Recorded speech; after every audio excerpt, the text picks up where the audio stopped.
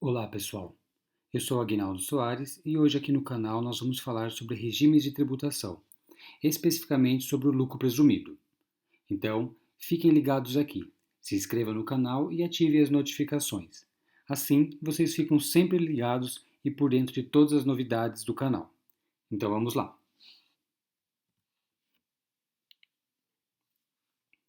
Quando a gente fala de regimes de tributação, que é o nosso objeto de discussão hoje, nós temos aí basicamente três tipos de regime de tributação para a gente pensar e discutir, que é o Simples Nacional, o lucro presumido e o lucro real. Né? Então, estamos falando de três categorias aí de tributação. Hoje, especificamente, nós vamos nos atentar ao lucro presumido. Então, vamos lá. Então, quando a gente fala desse tipo de regime de tributação, que é o lucro presumido, nós estamos falando de uma forma de tributação do imposto de renda e da contribuição social dentro de uma metodologia um pouco mais simplificada. Então, a gente tem algumas regras aí para se apurar e contabilizar aí o lucro presumido para fins do imposto de renda e contribuição, e a base principal desse cálculo ela vai ser sempre o faturamento da empresa.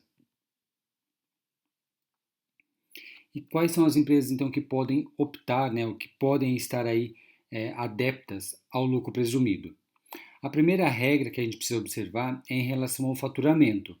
Então, as empresas que têm um faturamento menor do que 78 milhões ao ano, elas podem aí optar pelo lucro presumido então.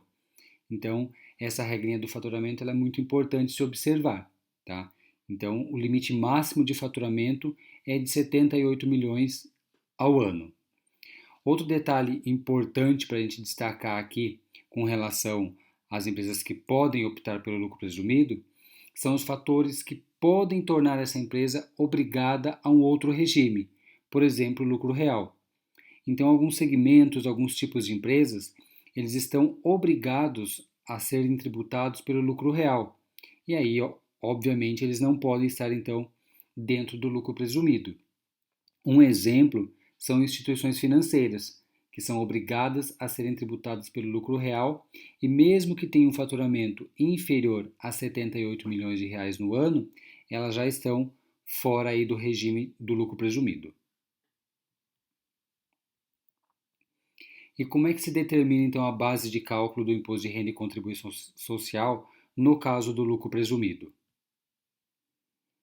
Temos aí esses dois impostos, então, né, que são impactados diretamente por essa opção do lucro presumido, que é o imposto de renda à pessoa jurídica e a contribuição social sobre o lucro líquido. Regra geral, como é que a gente determina a base de cálculo desses dois impostos?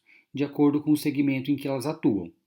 Então, no caso do imposto de renda pessoa jurídica, se for uma empresa que atua no segmento de comércio ou indústria, a base de cálculo é de 8% sobre o faturamento. Se for uma empresa prestadora de serviços em gerais, a base de cálculo é de 32% sobre o faturamento. Já no caso da contribuição social sobre o lucro líquido, se a empresa ela é do segmento de comércio e indústria, a base de cálculo é de 12% do faturamento, enquanto que se ela for uma empresa prestadora de serviços em gerais, a base de cálculo é de 32%. Observem que nós estamos falando sobre base de cálculo. Então, esses percentuais que estão aí evidenciados em tela no momento, eles estão mostrando como é que a gente determina a base de cálculo do imposto e não o valor do imposto a pagar ainda. E agora, então, quais são as alíquotas e, no caso de haver necessidade de um adicional para calcular os impostos? Então, depois de apurada a base de cálculo, aí sim a gente aplica as alíquotas para se calcular o quanto de imposto a empresa deverá pagar. Novamente, do imposto de renda e contribuição, que é o objeto do nosso estudo.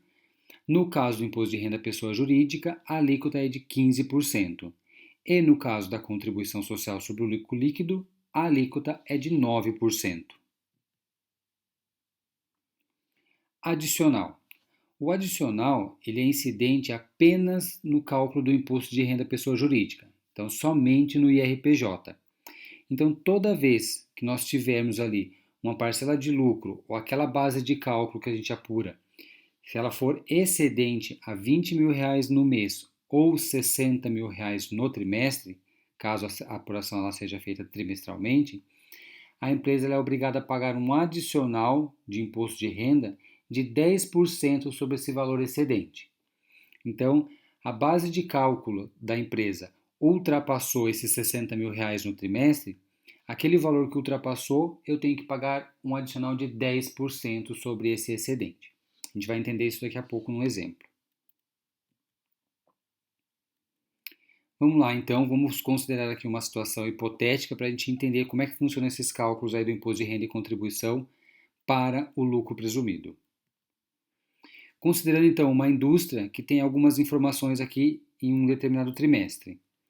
Faturamento bruto de R$ 1.200.000, devoluções de vendas de R$ 10.000, IPI sobre vendas de 50.000, ICMS sobre vendas de 90.000, compra de matéria-prima de 220.000, despesas dedutíveis de 85.000. Então, dentro dessas informações, como é que a gente calcula? Como é que a gente extrai agora essas informações e apura então esses dois impostos segundo o regime de lucro presumido? Ficaria assim.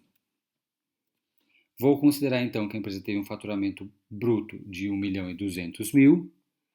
Vou considerar como dedução as devoluções de vendas de R$ 10.000 e também vou considerar como dedução o IPI sobre vendas de R$ 50.000. Essas deduções elas são permitidas pela Receita Federal, segundo a nossa legislação do imposto de renda. Por quê? A minha base para calcular esses impostos, né, a minha determinação de receita, ela vai sempre partir das minhas receitas líquidas, ou seja, faturamento bruto menos devoluções menos o IPI. No nosso exemplo, nós temos então uma receita líquida de R$ 1.140.000. Essa é a receita líquida é que vai dar início ao nosso cálculo dos impostos. Pensando então que nós temos aí uma indústria, né, como base, vou pegar então as minhas receitas líquidas de 1.140.000 e para calcular a contribuição social eu vou aplicar então uma presunção de 12%, que é lá a alíquota determinante para se calcular aí a contribuição social. Então 12% do 1.140.000 vai me dar ali uma base, né, uma presunção de 136.800. Essa é a minha base presumida para a contribuição social. Agora que eu tenho a base de cálculo, eu vou aplicar então a alíquota de 9% da contribuição e vou ter ali então um imposto a pagar de 12.312 de contribuição social. Para o imposto de renda, a presunção no caso de uma indústria, ela é de 8%. Então eu vou aplicar 8% sobre o valor da minha receita líquida, de 1.140.000. E vou chegar ali então numa base presumida de 91.200.